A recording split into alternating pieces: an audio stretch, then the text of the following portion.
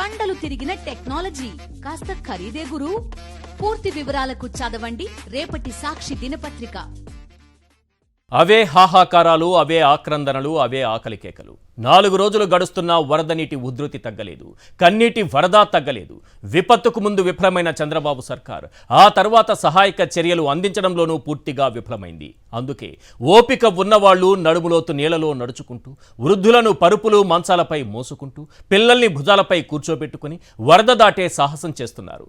దాదాపుగా 4 లక్షల మంది జీవితాలు చంద్రబాబు ప్రభుత్వ అసమర్థత వల్ల బురదలో కూరుకుపోయాయి. ఇప్పటికే 35 మంది చనిపోయారని లెక్కలు చెబుతుంటే అసలు తమ వారు బతికున్నారో లేదో తెలియని నిస్సహాయ స్థితిలో వందలాది మంది విలపిస్తున్నారు. హెలికాప్టర్లతో ఆహార పొట్లాలను ఆ బురదల్లోకి విసిరేస్తుంటే, బురద అంటిన ఆహారం కోసం ఎగబడుతున్న ప్రజలను చూస్తుంటే గుండె తరుక్కుపోతుంది. అసలు ఎక్కడున్నాం మనం? ఇవి మన విజయవాడలోని దృశ్యాలేనా అన్న అనుమానం కలుగుతోంది. ఒక్కటి మాత్రం నిజం, జగన్ విజన్ ఎంత గొప్పదో ఈనాడు అర్థమైంది. రిటైనింగ్ వాల్ వేలాది మంది ప్రజలను వరద ముంపు నుంచి కాపాడింది. జగన్ తీసుకొచ్చిన రేషన్ సరఫరా చేసే వాహనాలే ఈ రోజు వేలాది మంది ఆకలి తీరుస్తున్నాయి. జగన్ తీసుకొచ్చిన వాలంటీర్లే ఈ రోజు రంగంలోకి దిగి ఎంతో మందిని వరద నుంచి కాపాడి సురక్షిత ప్రాంతాలకు తరలిస్తున్నారు. ఇవే వ్యవస్థలను చంద్రబాబు సర్వనాశనం చేసి తన రాజకీయ కక్షతో వాటిని ప్రజలకు దూరం చేశారు. ఈ రోజు చంద్రబాబుకు, ఆయన ప్రభుత్వానికి అవే దిక్కయ్యాయి. ఇన్ని ప్రాణాలు వరదల్లో కొట్టుకుపోవడానికి, ఇన్ని జీవితాలు బురదలో కూరుకుపోవడానికి చంద్రబాబు అసమర్థత అవునా కాదా? ఈ పాపం చంద్రబాబుదే అవునా కాదా? ప్రభుత్వ నిర్లక్ష్యమే విజయవాడను నిండా ముంచింది అవునా కాదా? వరదలకు ముందు ప్రజలను అప్రమత్తం చేయటంలో చంద్రబాబు సర్కార్ ఏ విధంగా ఫెయిల్ అయిందో, వరదల తరువాత సహాయక చర్యలు అందించడంలోనూ అంతకు మించి ఫెయిల్ అయింది అవునా కాదా? చర్చిద్దాం. రైట్, అంతకన్నా ముందుగా ఈరోజు వరద ప్రభావిత ప్రాంతాల్లో బాధితులను వైఎస్ జగన్ పరామర్శించారు. ఒక్కసారి పరామర్శించిన తరువాత వారేం మాట్లాడారో విందాం.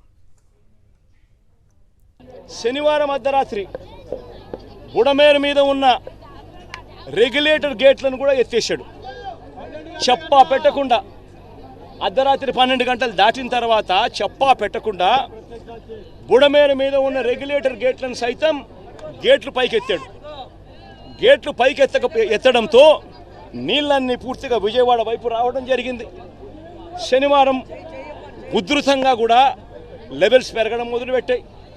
నేను అడుగుతా ఉన్నా, ఎందుకో ఆ పరిస్థితి తీసుకొచ్చినారు అని. ఆ రెగ్యులేటర్ గేట్స్, బుడమేరు మీద ఉన్న రెగ్యులేటర్ గేట్స్ మీరు ఎందుకు ఎత్తాల్సి వచ్చింది? ఇంతకు ముందే దాన్ని ఎత్తి 3 రోజుల ముందు నుంచే కింద ఎత్తి పెట్టుకొని ఉంటే ముందుగానే వెళ్ళిపోయి ఉండేటే కదా. నీళ్ళు ఒకటేసారి ఉధృతంగా వచ్చే పరిస్థితి ఉండేది కాదు. లేదా దాన్ని రెగ్యులేట్ చేసి ఉంటే కనీసం అక్కడ నుంచి డైవర్షన్ ఛానల్ నుంచి పోలవరం కెనాల్ నుంచి ప్రకాశం బ్యారేజీలోకి నీళ్లు వెళ్ళిపోయి అటు నుంచి అటు సముద్రంలోకి వెళ్ళిపోయి ఉండొచ్చు. కేవలం ఆ గేట్లు ఎత్తకపోతే చంద్రబాబు నాయుడు ఇల్లు మునిగిపోతుందని, చంద్రబాబు నాయుడు ఇల్లు కాపాడుకునే దానికోసం ఆ గేట్లు ఎత్తడం, విజయవాడ నగరాన్ని పూర్తిగా ముంచేసే కార్యక్రమం చేయడం, ఇది చంద్రబాబు నాయుడు గారు చేసింది. కొన్ని లక్షల జీవితాలు బురదలో కూరుకుపోతే ఈరోజు వేలాది మంది విజయవాడను వదిలి వెళ్ళిపోతున్నారు. కట్టుబట్టలతో వెళ్ళిపోతున్నారు. ఏవైతే ఇంటి సామాన్లు ఏవైతే దొరుకుతాయో అవి చేతబట్టుకొని తలపై పెట్టుకొని బ్రతుకు జీవుడా అంటూ విజయవాడను వదిలేస్తున్నారు. ఇన్నేళ్ల చరిత్రలో మేము ఈ విజయవాడలో బ్రతకలేమని ప్రజలు విజయవాడ విడిచి వెళ్ళిపోయే దౌర్భాగ్య స్థితి ఏర్పడిందంటే ఎంతగా ఈ ప్రభుత్వం విఫలమైందో, ఎంత ఘోరంగా విఫలమైందో మనకు అర్థమవుతుంది. ఒకసారి ఆ దృశ్యాలను చూపించండి. 4 రోజులుగా నరకయాతన పడ్డారు సార్. వరదల్లో 4 రోజులుగా నరకయాతన పడ్డారు. ఒడ్డుకు చేరుకుంటామో లేదో తెలియదు, సురక్షిత ప్రాంతానికి వెళతామో లేదో తెలియదు. 4 రోజుల నరకయాతన, హాహాకారాలు, ఆర్తనాదాలు, పసిపిల్లలకి పాలు లేదు, తినడానికి తిండి లేదు, తాగడానికి నీళ్లు లేదు, చుట్టూ నీరుంటే పైగా శవాలు కొట్టుకొస్తున్నాయి. చుట్టూ శవాలే, వాటి దుర్వాసన.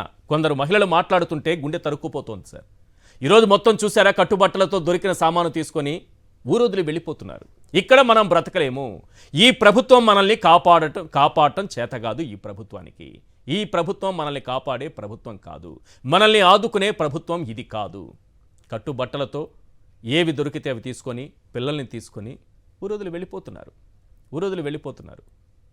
ఆ కృష్ణలంక ప్రాంత వాసులు రిటైనింగ్ వాల్ ఉండటంతో సురక్షితంగా హాయిగా జీవిస్తున్నారు.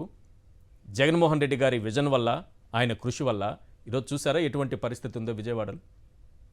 ఇంతటి దౌర్భాగ్య స్థితి వస్తుందని ఎవరైనా ఊహించారా?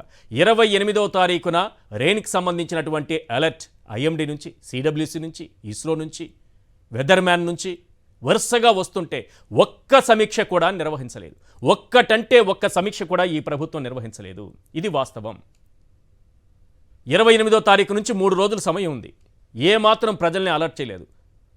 అసలు మేము చాలా అద్భుతంగా చేశామని చంద్రబాబు నాయుడు గారు చెప్పుకుంటున్నారు. అధికారులు ఫెయిల్ అయ్యారని చెప్తున్నారు. అయ్యా చంద్రబాబు నాయుడు గారు, అధికారుల పైకి తోసేయండి, అవసరం లేదనుకుంటే ఉద్యోగాలు పీకేయండి, మాకేం అవసరం లేదు, దాని గురించి మేము ఆలోచించం, మీరు ఎంతమంది ఉద్యోగాలైనా పీకేయండి. ఈ తప్పు మీదా కాదా? ఇది ప్రభుత్వం వైఫల్యమా అవునా కాదా?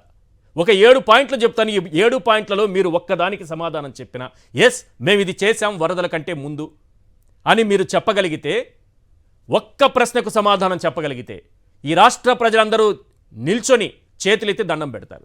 పాయింట్ నెంబర్ 1, గత నెల 28న ఐఎండీ అలర్ట్ వస్తే ముందస్తు చర్యలపై ఒక్క సమీక్ష మీరు నిర్వహించారా? ఒక్క సమీక్ష నిర్వహించారా?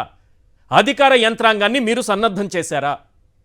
ఈ స్థాయిలో వర్షం రాబోతోందని లోతట్టు ప్రాంతాల ప్రజలను అప్రమత్తం చేస్తూ హెచ్చరికలు ఎవరైనా సరే, పోలీసులు కానీ, రెవెన్యూ అధికారులు కానీ, కలెక్టర్ కానీ, ఇతర సిబ్బంది కానీ ఒక్కరైనా వెళ్ళి అలర్ట్ చేశారా? ముంపు నుంచి ప్రజలను కాపాడేందుకు బోట్లు, హెలికాప్టర్లు ఏవైనా సిద్ధం చేసి పెట్టుకున్నాం మేము. ఎస్ మేము తరువుగానే ఉన్నాం, సిద్ధంగానే ఉన్నాం అని ఒక్క మాట చెప్పగలరా మీరు? వారిని సురక్షిత ప్రాంతాలు, శిబిరాలకు తరలించే ఏర్పాట్లు ఒక్కటి జరిగిందా? శిబిరాల దగ్గర వరద బాధితులకు నీళ్లు, ఆహారం, పాలు అందించే ఏర్పాట్లు ఏమైనా చేశారా? లేదు.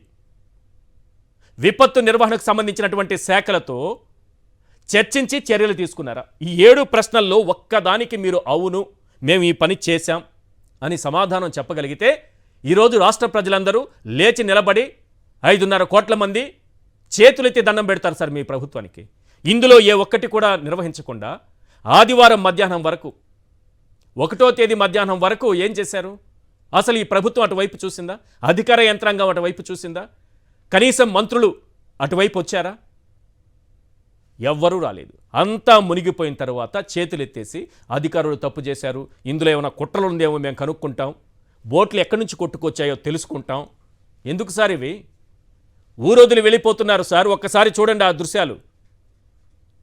సినిమా పాటలుంటాయి, ఏమున్నదక్కో ఈ ఊరు వెళ్ళిపోతున్నాం ఇక ఏముందని, అవి కనిపిస్తుంది అలా.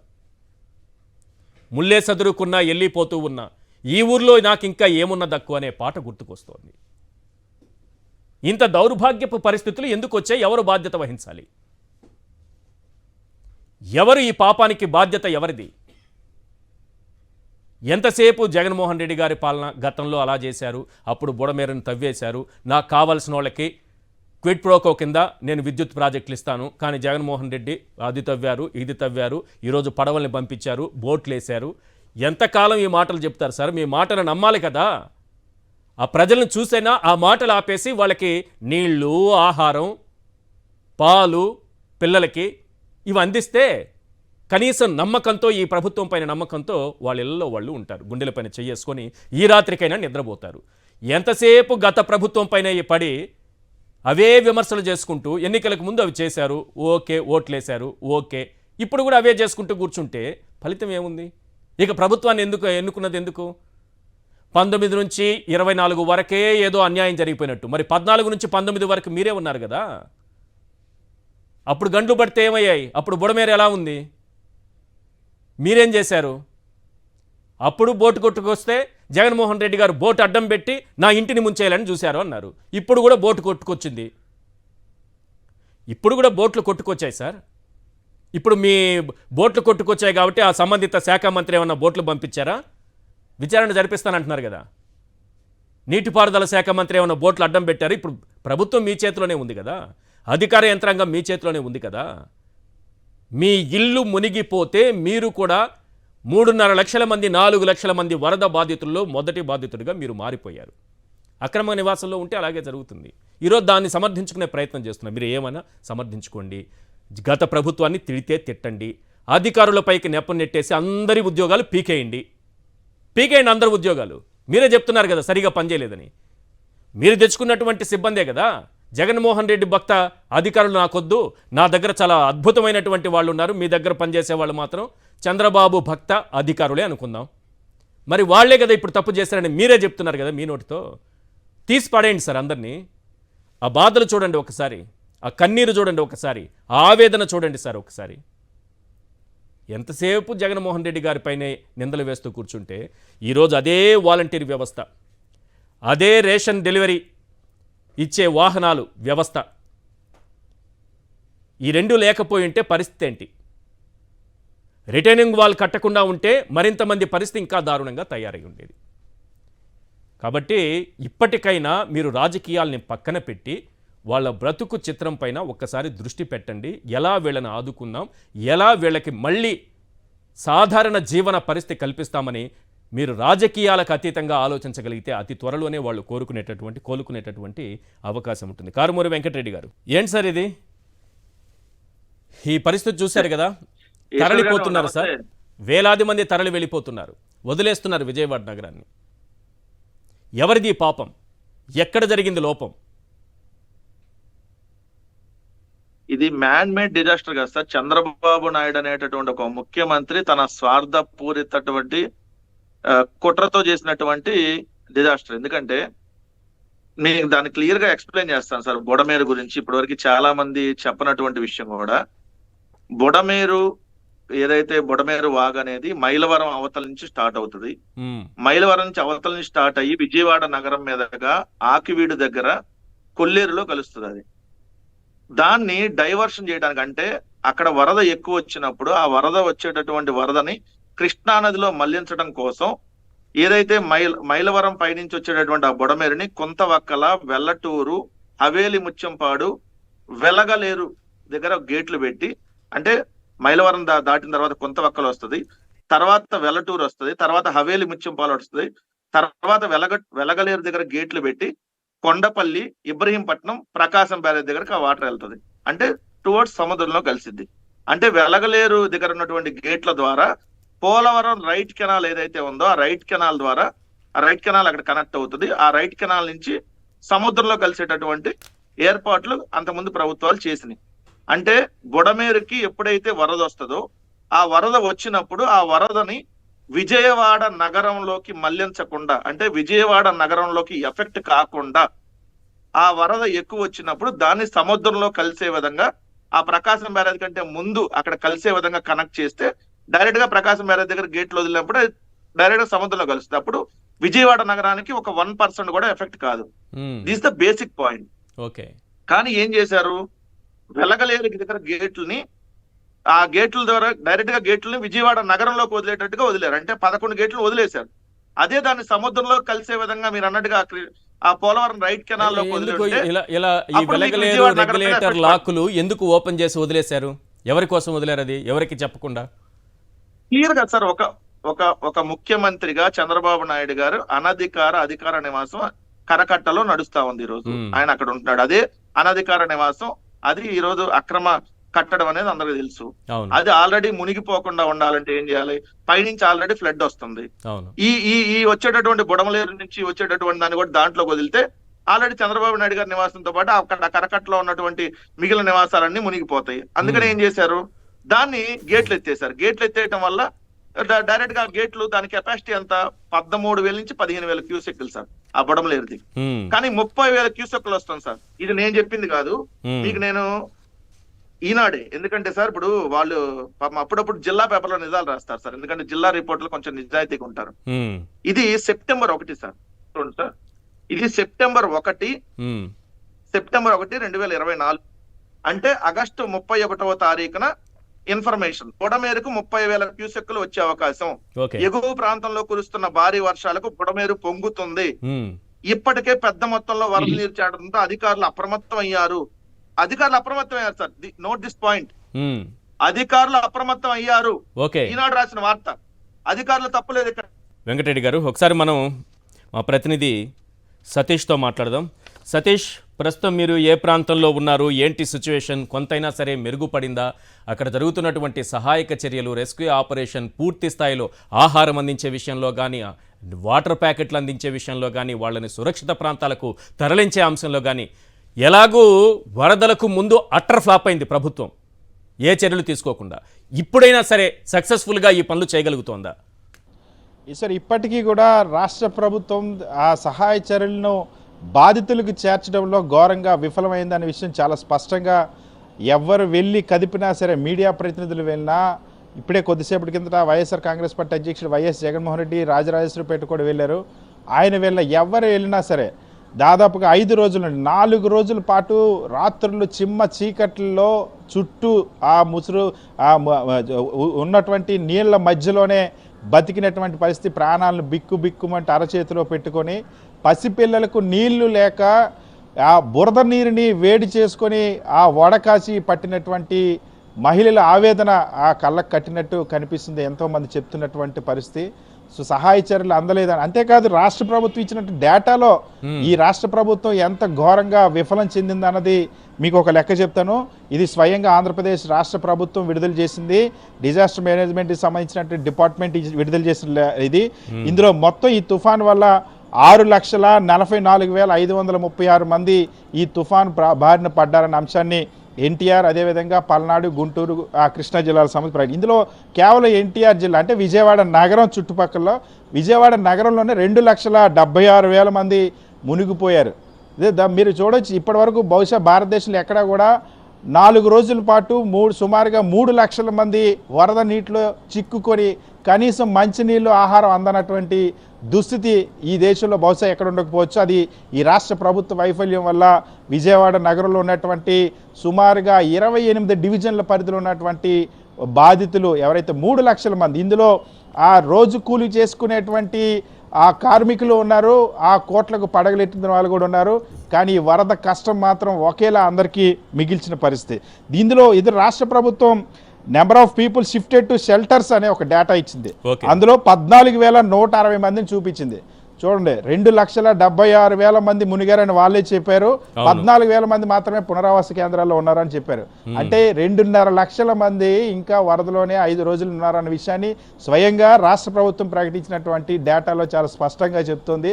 నిత్యావసరాలు ఎంతమందికి అందాయంటే 32,000 కుటుంబాలకు అందించామని చెప్తున్నారు. సో ఇక్కడ మనకు అర్థమవుతుంది రాష్ట్ర ప్రభుత్వం ఇచ్చిన డేటాలోనే ఈ రాష్ట్ర ప్రభుత్వం ఎంత ఘోరంగా విఫలం చెందిందో కూడా చాలా స్పష్టంగా తెలుస్తుంది.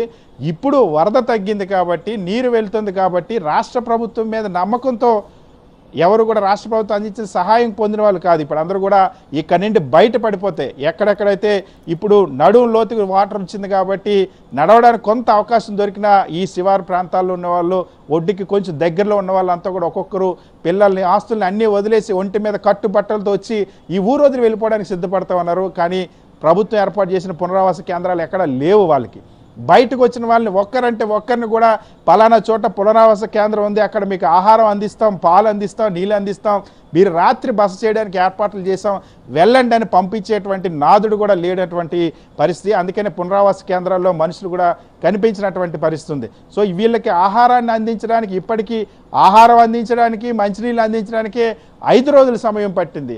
ఇంత ఘోరమైనటువంటి పరిస్థితి. ఎందుకంటే ముందస్తుగా ఈ రాష్ట్ర ప్రభుత్వం ఒక్క పునరావాస కేంద్రాన్ని కూడా విజయవాడ నగరంలో ఏర్పాటు చేయలేదు. 30వ తేదీ కానీ, 31వ తేదీ కానీ, 1వ తేదీ నాటికి కానీ. అంతేకాదు ఒక్క వాటర్ ట్యాంక్ను కూడా సిద్ధం చేసినటువంటి దాఖలాలు లేవు. ఒక్క 1000 మందికి ఆహారాన్ని అడిషనల్గా వండించి అవసరమైతే ముంపు వస్తే పంచడానికి సిద్ధం చేసినటువంటి దాఖలాలు లేవు. ప్రభుత్వానికి వరద మీద సమీక్ష చేసే తీరిక లేనటువంటి పరిస్థితి. ఎక్కడైనా అలర్ట్ ఇవ్వడం కానీ, ఏది 28, 29వ తారీఖున సమాచారం ప్రకారం ముందుగా ఈ లోతట్టు ప్రాంతాల్లో లేకపోతే ముంపు వచ్చే ప్రాంతాల్లో ఎక్కడైనా ముందస్తుగా హెచ్చరికలు అధికారుల ద్వారా, పోలీసుల ద్వారా, కలెక్టర్ ద్వారా, ఇతర రెవెన్యూ అధికారుల ద్వారా ఏవైనా హెచ్చరికలు ఏమైనా ప్రజలకు వెళ్ళాయా? అసలు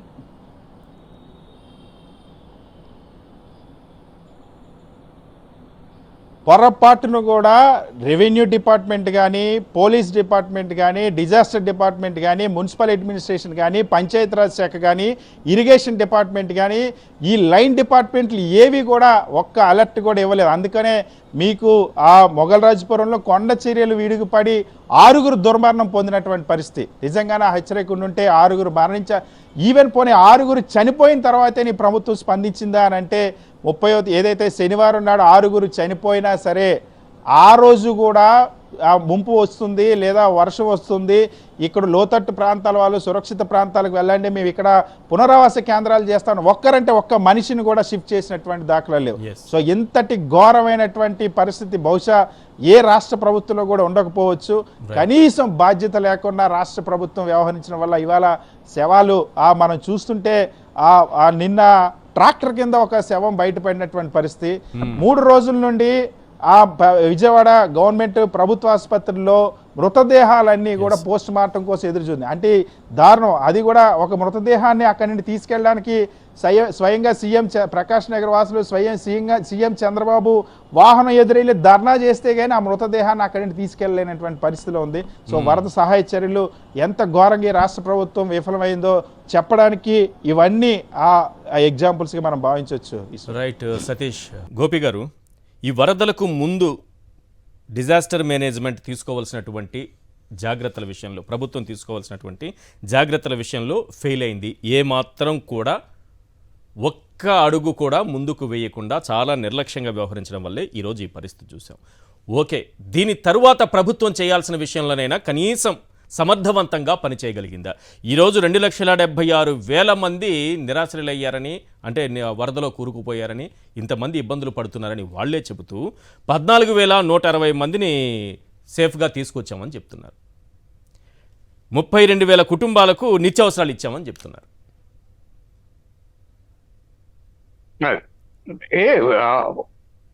విజయవాడకి సంబంధించి వరదలు అంటే ఒకటి కృష్ణానది వైపు నుంచి వస్తుందండి. అది కృష్ణలంకను ముంచేస్తూ ఉంటుంది. దానికి కరకట్ట రిటైనింగ్ వాల్ కట్టారు, సేవ్ అయిపోయింది. కృష్ణానది వరదలు 99లో కానీ 2002లో కానీ 2005లో కానీ చూసాము, అయిపోయింది. ఈ రెండో వైపు ఈ బుడమేరు నుంచి వస్తుంది. ఈ బుడమేరు ఖమ్మం జిల్లాలో పుట్టి తిరువూరు మైలవరం మీదుగా ఇట్లా వస్తుంది. దీనికి రిటైనింగ్ వాల్ కట్టారు. అయితే ఈ రిటైనింగ్ వాల్ అదే దీనికి రెగ్యులేటర్ ఉంది. రెగ్యులేటర్ నుంచి డైవర్షన్ కూడా ఉంది. వెలగలేరు దగ్గర డైవర్షన్ ఉంది. ఇప్పుడు పోలవరం కుడి కాలువ నుంచి, ఇందాక వెంకటరెడ్డి గారు చెప్పినట్టు కుడి కాలువలో నుంచి ఉంది. అయితే 28వ తారీఖునే వీళ్ళకి ఇన్ఫర్మేషన్ ఉంటే ఏం చేసి ఉండాలి అంటే 2 పద్ధతులు చేసి ఉండాలి. బుడమేరు వరద వాటర్ని, ఇది ముందు వస్తుంది కాబట్టి ఈ వాటర్ని కృష్ణాలోకి వదిలేసి పంపించేసి ఉండాల్సింది. అప్పుడు విజయవాడ సేవ్ అయి ఉండేది. లేదు అంటే రెగ్యులేటర్ ఓపెన్ చేయకుండా అలా వదిలేస్తే ఈ వాటర్ 38,000 క్యూసెక్ల వాటర్ వచ్చిందన్నారు. అదంతా మొత్తం 15,000 క్యూసెక్ల వాటరే దాని కెపాసిటీ. అది ఇప్పుడు మరీ బాగా కుంచిపోయి ఉంటుంది. ఒక 10-15 ఏళ్లలో ఆక్రమణలన్నీ వచ్చేసాయి. సో ఎంత వచ్చినా అయితే పరిస్థితి అయితే ప్రభావం ఇంత భారీ నష్టం జరిగి ఉండేది కాదు రెగ్యులేటర్లు ఎత్తకపోవడం. రెగ్యులేటర్లు ఎత్తడం వల్ల ఏమైందంటే కృష్ణాలో ఉండే ఫ్లడ్ వాటర్ కూడా బుడమేరులోకి వచ్చేసి వాటర్ మొత్తం కూడా పీకల్లోతు ముంచేసింది. అంటే ఫస్ట్ ఫ్లోర్ అంతా కూడా ప్రతి చోట మునిగిపోయింది అనమాట. సో ఇది పరిస్థితి. ఈ పరిస్థితి 4 రోజుల పాటు కొనసాగితే కూడా అధికారులు మరి స్పందించలేకపోవడం. అంటే దీనికి ముందే అధికారులు, ఇరిగేషన్ అధికారులు, పట్టిసీమ వాటర్ ఆపేసి ఉండాలి. అలాగే ఈ ఇరిగేషన్ అధికారులు ఇక్కడ వెలగలేరు దగ్గర రెగ్యులేటర్ ఓపెన్ చేసి కృష్ణాలోకి పంపించి ఉండాలి. లేదా రెగ్యులేటర్ ఓపెన్ చేసి కృష్ణాలో వరద ఎక్కువ అవగానే రెగ్యులేటర్ ఆపేసి ఉండాలి. ఇవన్నీ ఇట్లాంటి పనులన్నీ చేసి ఉండాలి. రెండోది, విజయవాడ నగరపాలక సంస్థ అధికారులు పాయకాపురం, సింగనగరు, రాజరాజేశ్వరిపేట ఆ ప్రాంతాల ప్రజలను, లోతట్టు ప్రాంతాల ప్రజలను, ముఖ్యంగా ఇది బుడమేరు నది ప్రవాహం అంచున ఉన్న కుటుంబాలను ఖాళీ చేయించి షిఫ్ట్ చేసి ఉండాలి. అది విచిత్రం ఏంటంటే 4 రోజుల తర్వాత కూడా ఒక్క రిలీఫ్ క్యాంప్ కూడా లేదేంటి విజయవాడలో? ఒక్క రిలీఫ్ క్యాంప్ కూడా పెట్టినట్టు కనిపించడం లేదు నాకైతే. రిలీఫ్ క్యాంపుల్లో ఎంతమంది ఉన్నారో, ఎక్కడున్నారో కూడా తెలియడం లేదు. రిలీఫ్ క్యాంపులు ఏర్పాటు చేయాలనే ఆలోచనే ప్రభుత్వానికి ముందుగా రాలేదు. అసలు ఇంత అలర్ట్ రాలేదు. ముందుగానే బుడమేరు పరివాహక ప్రాంతం మొత్తం కూడా ఆ సింగనగర్ వంతెన వరకు ఆ దిగువ ప్రాంతాల్లో కూడా ఈ మొత్తాన్ని ఖాళీ చేయించి షిఫ్ట్ చేసి ఉండాలి. ఎందుకంటే 28వ తారీఖు వచ్చింది, నీకు 2 రోజులు టైం ఉంది. ఈ 2 రోజుల టైంలో అవి మొత్తం ఖాళీ చేయించి బస్ స్టాండ్కో మరో చోటుకో కాలేజీలోకో ఎక్కడికో షిఫ్ట్ చేసి ఉంటే నష్టం ఇంతగా జరిగి ఉండేది కాదు. మరి ఎందుకు అలసత్వం వహించారు, ఏమైందో తెలియదు. అసలు వరద అంత పెద్ద ఎత్తున వస్తుంటే బుడమేరు రెగ్యులేటర్ ఓపెన్ చేయాల్సిన పరిస్థితి ఎందుకు వచ్చింది అనేది చెప్పాలి. జగన్ భక్త అధికారులు ఈనాడు దినపత్రిక వాళ్ళ నిర్లక్ష్యం. జగన్ భక్త ఇక మూడు నెలల తర్వాత కూడా ఇంకా జగన్ భక్త అధికారులు అక్కడ ఉంటారు.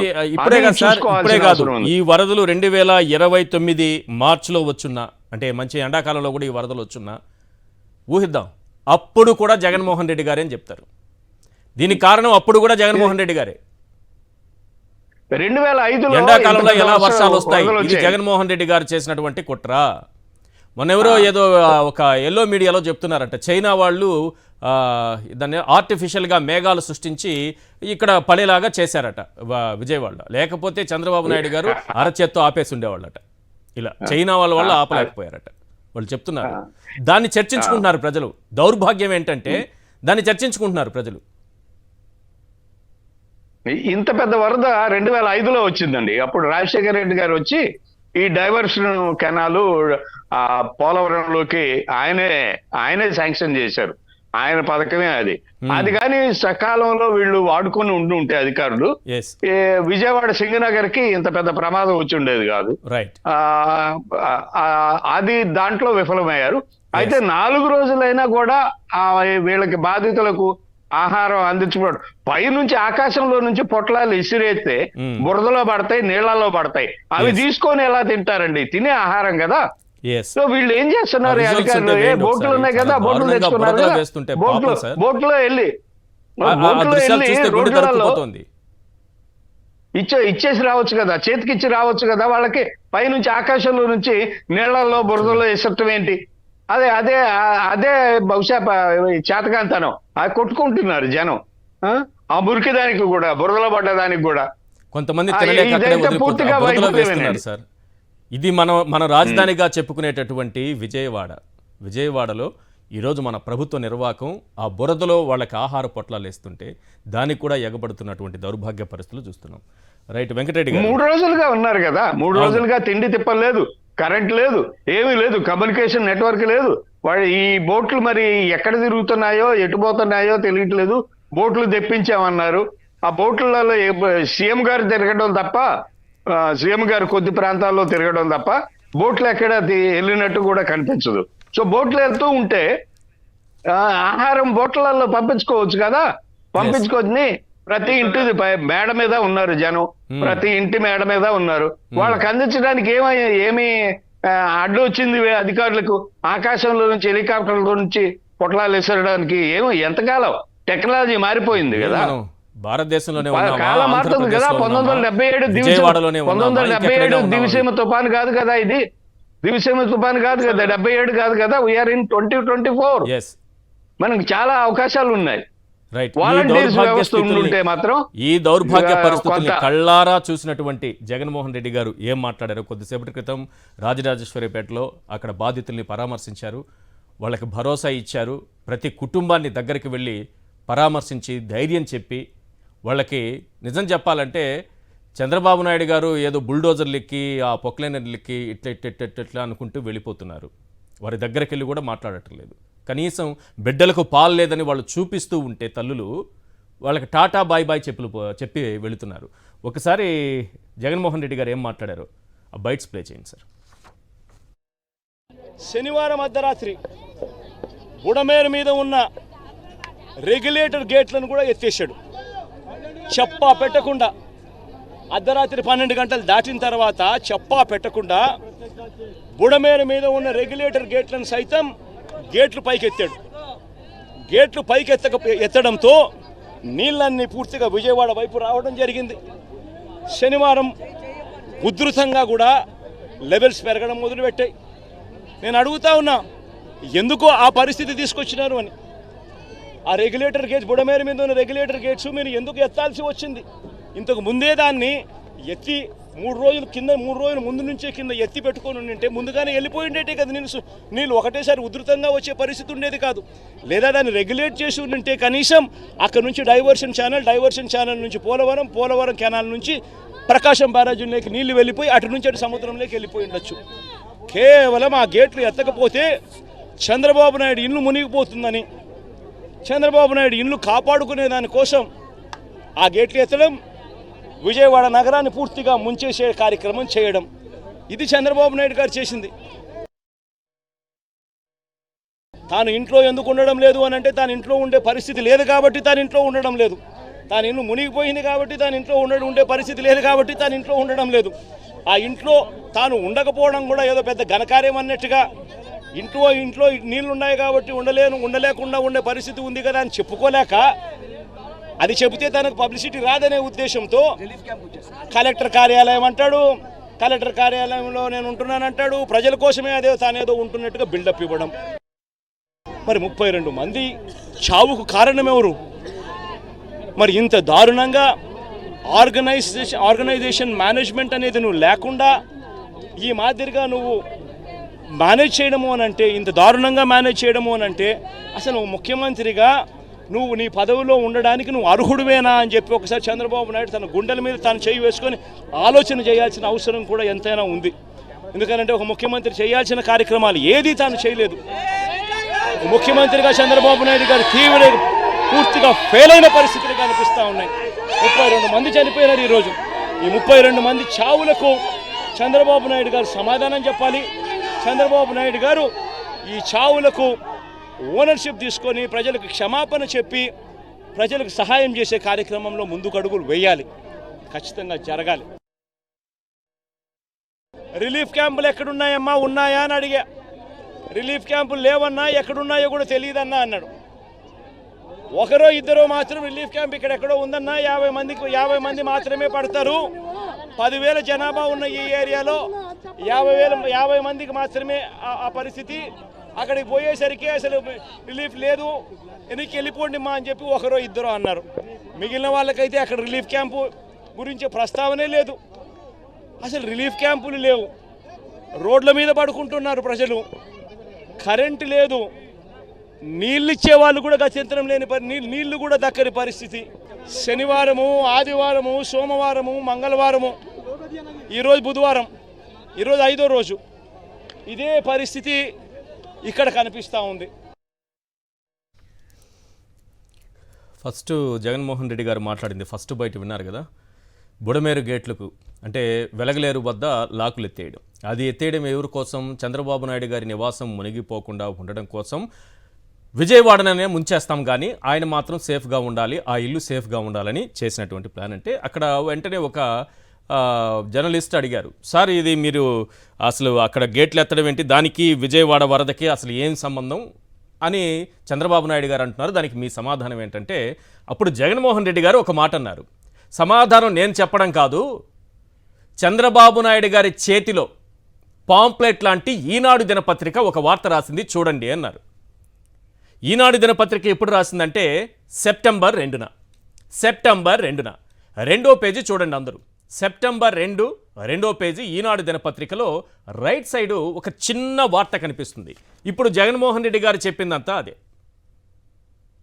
ఇదేమో ఆయన కల్పించిన కథ కాదు. చంద్రబాబు నాయుడు గారు తప్పించుకునే ప్రయత్నం చేస్తూ ఉంటే ఓ విలేకరి అడిగినప్పుడు మీరు నేను చెప్పడం కాదు, చంద్రబాబు నాయుడు గారి చేతిలో పాంప్లెట్ లాంటి ఈనాడు దినపత్రికలో వచ్చిన వార్తను చూడండి అన్నారు. ఆ వార్త ఇదే. ఇందులో ఏముందంటే ఏ రకంగా ముంచేశారు, షట్టర్లు ఎత్తడమే కొంప ముంచిందా క్వశ్చన్ మార్క్తో రాశాడు. ఇబ్రహీంపట్నం మండలం ఈలప్రోలు వద్ద బుడమేరుకు గండిపడింది.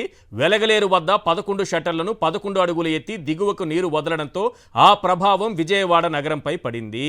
వెలగలేరు వద్ద షట్టర్లను ఎత్తకపోతే ఎగువ ప్రాంతాలకు తీవ్ర నష్టం వాటిల్లుతని, కృష్ణా వరద వెనక్కి తన్ని ఎన్టీపీఎస్ ప్లాంట్లోకి నీరు చేరే ప్రమాదం ఉందని ఒత్తిళ్లు రావడంతో వెలగలేరు షట్టర్లను శనివారం రాత్రికి రాత్రి ఎత్తేయడంతో విజయవాడను వరద అతలాకుతలం చేసినట్లు తెలుస్తోంది.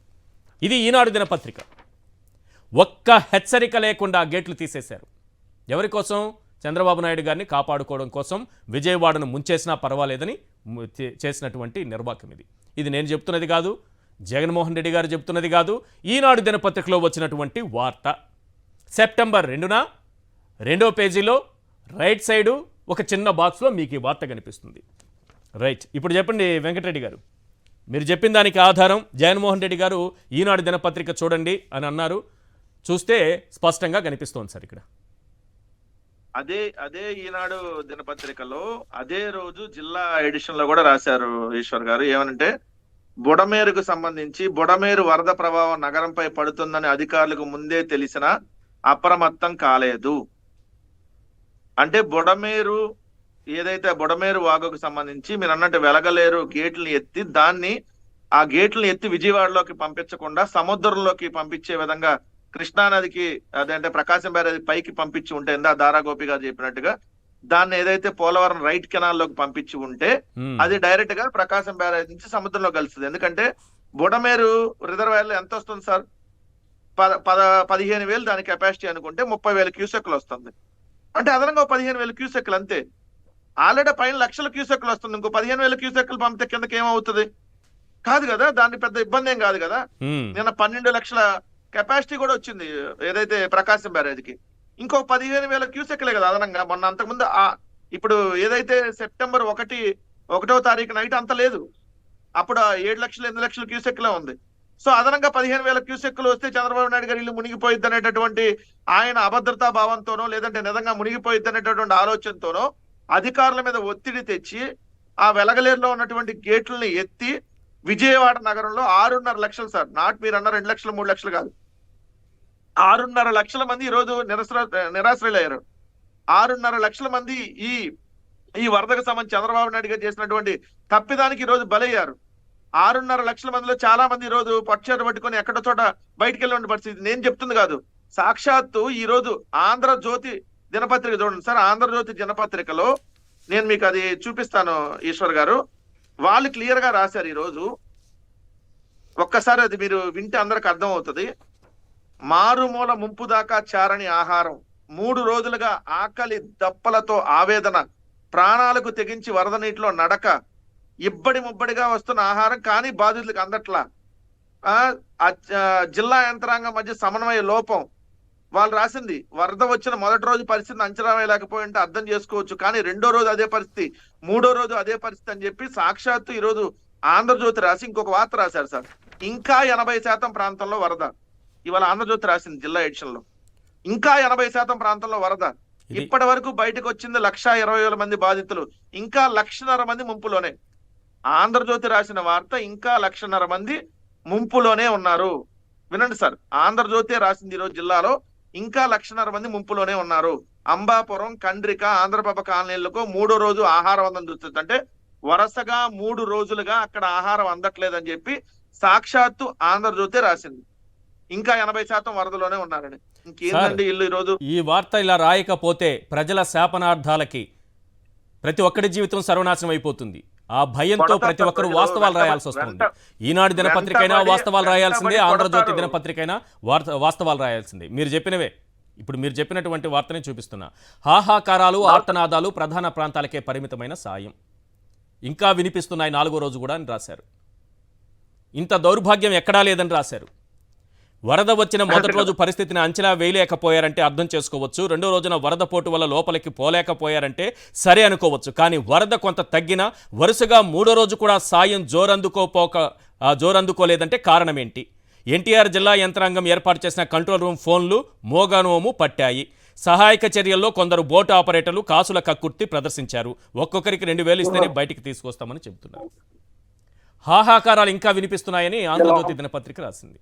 లక్షల మందికి ఇంకా కనీస సహాయం అందలేదని ఆంధ్రజ్యోతి దినపత్రిక రాసింది. ఇప్పటికీ కూడా వాస్తవాలు రాయకపోతే వాళ్ళ శాపనార్థాలకి మన జీవితాలు కొట్టుకుపోతాయనే భయంతో ఈ రోజైనా వాస్తవాలు రాశారు సార్. అధికారులు ఆల్రెడీ ఇంటిమేషన్ ఇచ్చారు సార్ ముందే. ఇది అధికారులు సార్, ట్యూబులు, థర్మాకోల్ షీట్లే పడవలయ్యాయి, వాటిపైనే పిల్లల్ని వృద్ధుల్ని తరలిస్తున్నారని ఆంధ్రజ్యోతి దినపత్రిక రాసింది సార్. ఇంత దౌర్భాగ్యం జిల్లా పేపర్లో తప్పక రాశారు. ఎందుకంటే అది కూడా ఎందుకు తప్పక రాశారంటే ఈశ్వర్ గారు, ఈ రోజు అక్కడ నిజంగా బాధితుల దగ్గరకు అదే విలేకరులో అదే మీరు అన్నట్టుగా మైకు పట్టుకొని ఆంధ్రజ్యోతి ఈనాడు వెళ్తే రాయకపోతే వాళ్ళ మీద తిరగబడే పరిస్థితి ఉంది ఈ రోజు. ఎందుకంటే వాళ్ళు ఈరోజు సాక్షి ఎక్కడ కనపడిద్దాన్ని ఎత్తుకుతున్న పరిస్థితి. సాక్షి ద్వారా ఏదైతే మనం ప్రభుత్వానికన్నా చెప్పొచ్చు, మన ఇన్ఫర్మేషన్ బయట సమాజానికి చెప్పొచ్చు అనేటటువంటి చేస్తే ఎక్కడ మైక్ కనపడి ఎదుగుతున్నటువంటి పరిస్థితి ఈ రోజు ఉందంటే అక్కడ ఎంత భయానక పరిస్థితి చూడు సార్. ఇంకా దారుణాలు సార్. నాకు తెలిసి కొన్ని వందల మంది శవాలు ఉన్నాయి సార్ ఈ రోజు. అవి ఎన్ని రోజులు బయటకు వస్తాయో తెలియదు, వస్తాయో రాదో తెలియదు, అవి కూడా కొట్టుకుపోయినాయో లేదో తెలియదు. అటువంటి దుస్థితిలో ఈ రోజు మన ఆంధ్రప్రదేశ్ లో విజయవాడ అనేటటువంటి నగరంలో గడుపుతున్నామంటే అసలు మనం ఏ సమాజంలో ఉన్నాం, ఎక్కడున్నాం? ముఖ్యమంత్రి ఆఫీస్ కి కోతవేటు దూరంలో, ముఖ్యమంత్రి ఉంటున్నటువంటి అనధికార నివాసానికి కోతవేటు దూరంలో దాదాపుగా 2 కిలోమీటర్ల డిస్టెన్స్, అంటే కేవలం 2 కిలోమీటర్ల డిస్టెన్స్ లో ఇంత పెద్ద ఎత్తున ఒక ముఖ్యమంత్రి నిర్లక్ష్యం వల్ల, ఒక ముఖ్యమంత్రి ఏదైతే తన స్వార్థంగా అతని నివాసం మునిగిపోయిద్ది అనేటటువంటి ఒక ఆలోచనలో భాగంగా 6.5 లక్షల మందిని ఈ రోజు రోడ్డును పడేశారంటే ఆ పిల్లల్ని తీసుకొని చూస్తుంటే ఎంత ఆడతారు సార్. ఈ రోజు అదే పేపర్లో రాశారు సార్, అదే మీరు ఈనాడు ఆంధ్రజ్యోతిలో 3 రోజుల నుంచి పాలు అందట్లేదు రాశారు, 3 రోజుల నుంచి పాలు కూడా అందట్లేదని రాశారు. ఈవెన్ ఈ రోజు చంద్రబాబు నాయుడు గారు నిన్న ప్రెస్ మీట్ లో మీరు చూస్తే, ఈశ్వర్ గారు, చంద్రబాబు నాయుడు గారు నిన్న ప్రెస్ మీట్ లో ఈనాడు పత్రికలో ఫస్ట్ లో వచ్చింది సార్, 3 రోజులు పిల్లలు ఆకలితో ఏడిస్తే పాలు బిస్కెట్లు అయినా ఇవ్వలేక తల్లిదండ్రులు ఎంత ఇబ్బంది పడి ఉంటారు, వారి కోపం రాదా? సిగ్గుందా అంటే ఒక ముఖ్యమంత్రి మాట్లాడే మాటల 3 రోజుల నుంచి తల్లి పిల్లలకి పాలు ఇవ్వలేకపోతా ఉంది అంటే అది ముఖ్యమంత్రిగా చంద్రబాబు నాయుడు మాట్లాడే మాటల? అంటే ఏం చేస్తా ఉన్నాడు? రోజు వెళ్ళి ఫోటోలకు పోజులు ఇస్తా. దానికి కారణం ఈ ప్రభుత్వం కాదా? గత ప్రభుత్వం వైఫల్యం వల్లే ఈ రోజు పాలు ఇవ్వలేకపోతున్నారు పిల్లలకి. నో సార్, ఏదన్నా జగన్మోహన్ రెడ్డి గారి మీద నెట్టడం ఈ సిగ్గులేనాలకు అలవాటే కాబట్టి అలానే మాట్లాడతారు సార్. ఒక ముఖ్యమంత్రి ఈ రోజు 3 రోజులుగా తల్లులకి కోపం రాదా పిల్లలకి పాలు ఇవ్వలేకపోతే? అంటే మేము పాలు బిస్కెట్లు కూడా అందించలేకపోతున్నాం, అదేమంటే అధికారులు తప్పిదం అంట. అదే నాకు అర్థం కాలేదు సార్, అధికారులు తప్పిదం ఏంటి? ఆయన పెట్టుకున్న అధికారులే కదా, ముఖ్యమంత్రిగా చేసాం, 4వ ముఖ్యమంత్రి గారు తెచ్చుకున్న అధికారులే కదా, వాళ్ళంతా ఏరుకోరి తెచ్చుకుని చంద్రబాబు భక్త అధికారులను వాళ్ళే కదా ముద్రేసి చెప్పుకున్నారు. కాదండి ఈశ్వర్ గారు, నువ్వు 14 ఏళ్ళు ముఖ్యమంత్రిగా చేసావు, ఈ రోజు 4వసారి ముఖ్యమంత్రి, నీకు 45 ఏళ్ళ రాజకీయ అనుభవం, నీకు చెప్పుకుంటే సిగ్గు లేదా? సిగ్గుండాలి కదా ఒక ముఖ్యమంత్రికి మాట్లాడే మాటలు. అధికారులు నా మాట వింటలేదు, అధికారులు తప్పిదం అంటే నువ్వెందుకు ముఖ్యమంత్రిగా ఉంటావు? ప్రభుత్వ అధికారులు ఎవరి కంట్రోల్లో పనిచేయాలంటే ప్రభుత్వం కంట్రోల్లో పనిచేస్తారు. నీ అధికారులు నీ మాట వింటలేదని చెప్పి నువ్వు వాళ్ళ మీద సాగు దోస్తున్నావు అంటే ఏంటి? అధికారులు నీ మాట వింటలేదంటే అంటే బొడంలేరు సంబంధించినటువంటిది వాగుది వద్దండి, విజయవాడలో కలపొద్దు ఆ వాటర్ ని, ఇటే దీన్ని సముద్రంలో కలపాలంటే నీ మాట వినకుండా ఒక రోజు ఆగారా వాళ్ళు? ఆగినా నువ్వు బలవంతం చేసి వాళ్ళని ఏదైతే ఆ వాటర్ ని విజయవాడ టౌన్ లోకి వదలటం వల్ల ఇది జరిగిందా? మరి ఇది చెప్పాలి కదా చంద్రబాబు నాయుడు గారు.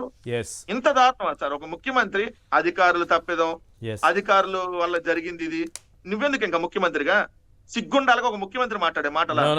ముఖ్యమంత్రి నా అధికారులు తప్పు చేశారండి, నేను చేతగానండి. వైఫల్యం ఉండొచ్చు, ఏమైనా కావచ్చు, కానీ వారు ఒక ముఖ్యమంత్రి.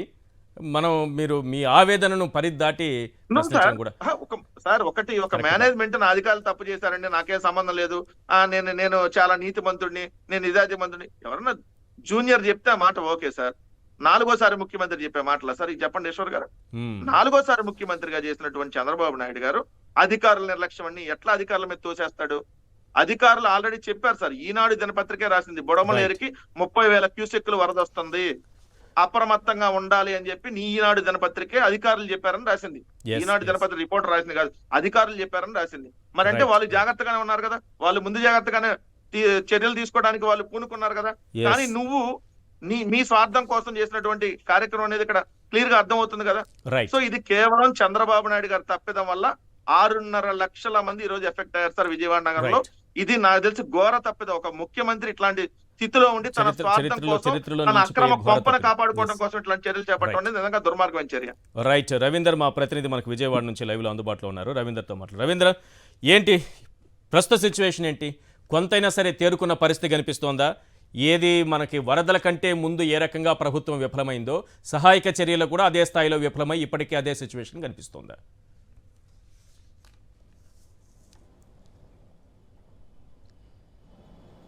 ఖచ్చితంగా ఈశ్వర్, ఇప్పుడు గతంలో ఏ విధంగా అయితే వరదలకు సంబంధించి ఘోర వైఫల్యం చెందిందో ఇప్పుడు కూడా అదే పరిస్థితిలో ఉంది. అయితే ఒక విషయం అయితే ఖచ్చితంగా చెప్పుకోవాలి, ఈరోజు ఉదయం నుంచి మాత్రం ప్రధాన రహదారికి అటు ఇటువైపులో ఉన్నటువంటి ಎಲ್ಲ గృహస్థులు ఎవరైతే ఉన్నారో వారికి మాత్రం ఫుడ్ పంపిణీ, వాటర్ పంపిణీ అయితే జరుగుతుంది. కానీ లోపల ప్రాంతంలో ఉన్న వాళ్ళ పరిస్థితి ఏంటి అంటే దానికి ప్రభుత్వం నుంచి సమాధానం లేదు. ఇప్పటికీ దాదాపు 2.5 లక్షల మంది ఇప్పటికీ వరద బాధితులు అట్లాగే ఇళ్లలోనే ఉన్న పరిస్థితి ఉంది. వారందరూ కూడా కనీసం ఆహారం లేదు.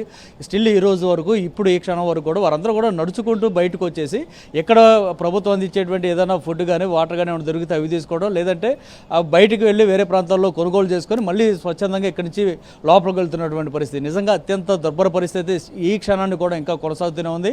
ఇప్పటికీ 5 రోజులుగా, ఈ రోజుకి 5 రోజులుగా మొత్తం దాదాపు 4.5 లక్షల మంది విజయవాడ నగరవాసులు తీవ్రమైన దుర్భర పరిస్థితిలో ఎదుర్కొంటున్నప్పుడు కూడా రాష్ట్ర ప్రభుత్వం పూర్తిగా నిస్తేజం చూస్తూనే ఉన్నట్టు, నిస్తేజంలో ఉన్న పరిస్థితి కనిపిస్తుంది. సాక్షాత్తు ముఖ్యమంత్రి చంద్రబాబే చాలా స్పష్టంగా చెప్పారు, మేమేమి చేయలేకపోతున్నాం, నిస్సహాయత వ్యక్తం చేస్తున్నాను, అధికారులు మా మాట వింటలేదంటూ ఒక ముఖ్యమంత్రి నిన్న ఆ విధంగా మీడియా ముందు చెప్పారంటే పరిస్థితి ఏ విధంగా ఉందో అర్థం చేసుకోవచ్చు. ఇప్పటివరకు కూడా ముఖ్యమంత్రి పదే మీడియాని వెంటబెట్టుకొని సింగనగర్లో కొంత ప్రాంతానికి బుల్డోజర్ మీద ఎక్కిపోవటం, లేదంటే ఎన్డీఆర్ఎఫ్ సంబంధించినటువంటి బోట్లో ఎక్కడం లాంటి కార్యక్రమాలు చేశారు తప్ప జగన్మోహన్ రెడ్డి ఎప్పుడైతే సింగనగర్కి వెళ్ళి వరద నీటిలో నడుచుకుంటూ లోపలికి వెళ్ళి జనంతో మాట్లాడారో ఆ తర్వాత మాత్రమే చంద్రబాబు నాయుడు నిన్న ఒక చోట కొద్ది మోకాళ్ళ లోపు నీళ్ళు వచ్చే ప్రాంతానికి మాత్రమే నీళ్ళలో దిగాల్సిన పరిస్థితి. అంతకుముందు వరకు కేవలం మీడియా కోసం ఒక బోట్ని రెడీ చేయటం, చంద్రబాబు ఒక బోట్లో కూర్చొని పర్యటన చేశారు తప్ప ఇంకోటి అక్కడ కూడా బోట్ దగ్గరికి జనాన్ని పిలిచి వారి సమస్యలు ఏంటో తెలుసుకునే ప్రయత్నం కూడా ఎక్కడా చేయలేదు. అల్లంత దూరంలో జనం ఉంటే బోట్లో మాత్రం ఈయన వెళ్తూ ఉంటారు, చేతులు ఊపుతూ ఉండేది పరిస్థితి ఉండేది. సో ఈ రోజు కూడా ఇంకా అదే పరిస్థితి అయితే కొనసాగుతుంది. జిల్లా కలెక్టర్ కనీసం 5 రోజులుగా అక్కడ సిచ్యువేషన్ ఎలా ఉంది, బాధితులు ఏం చెప్పుకున్నారు రవీందర్? రాజరాజేశ్వరిపేటకి ఈరోజు జగన్ వస్తున్నారన్న సమాచారం ఉదయాన్నే బయటకు వచ్చేసింది. ఆ తర్వాత మాత్రం అడవుడిగా అధికార యంత్రాంగం అంతా కూడా ముందుకు కదిలిన పరిస్థితుంది. ఈరోజు ఉదయం నుంచి కూడా పెద్ద సంఖ్యలో అక్కడికి వాహనాలను పంపిస్తున్నారు, ఫుడ్ పంపిణీ చేసేందుకు ప్రయత్నాలు చేస్తున్నారు. దాంతోపాటు ఇందాక జగన్ వచ్చిన తర్వాత కరెంటుని కానీ అట్లాగే అక్కడ ఉన్నటువంటి సెల్ సిగ్నల్స్ సంబంధించినటువంటి మొబైల్ టవర్లు బాగు చేయడానికి కానీ వీటన్నిటి కూడా అధికార యంత్రాంగం హడావుడిగా జగన్ వచ్చిన సమయంలో జగన్కి ఎదురుపడ్డారు వీళ్ళంతా కూడా. అప్పుడు వచ్చారే తప్ప అంత ముందు వరకు కూడా ఈరోజు మధ్యాహ్నం వరకు కూడా కనీసం పట్టించుకున్న దాఖలాలు అయితే లేదు. దాంతోపాటు తెలుగుదేశం పార్టీ సంబంధించిన నాయకులు కూడా జెండాలు పట్టుకొని జగన్కి ఎదురుగా వచ్చి మేము సరఫరా చేస్తున్నాం పెద్ద ఎత్తున అనేది చెప్పడం కోసం వచ్చారు.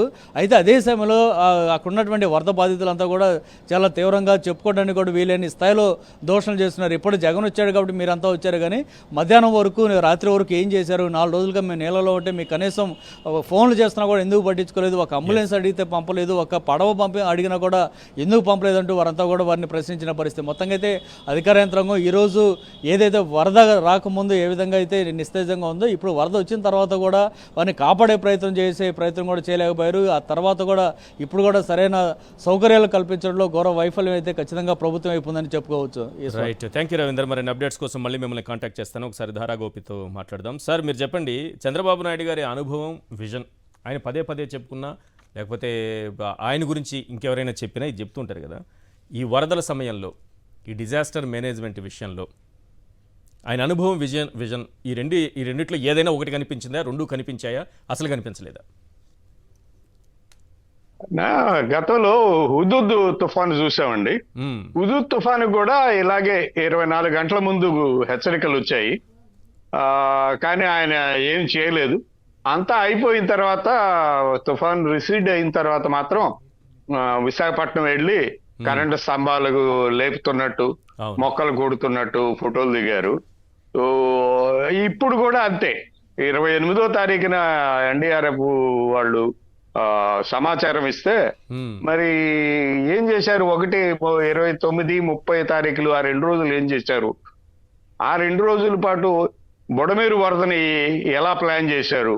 ఆ 2 రోజులు పట్టిసీమ వదిలేశారా లేదా? ఆ 2 రోజులు ప్రకాశం బ్యారేజీకి వరద నీరు వచ్చిందా లేదా? ఇవన్నీ అధికారులు చూడాలి. అంటే అధికారులు ఏమైతుందంటే అండి, ఒక ముఖ్యమంత్రి నివాసం నదీ గర్భంలో ఉన్నప్పుడు అధికారులు నీళ్లు అటువైపు వెళ్లకుండా ఉండేందుకు చూస్తారు.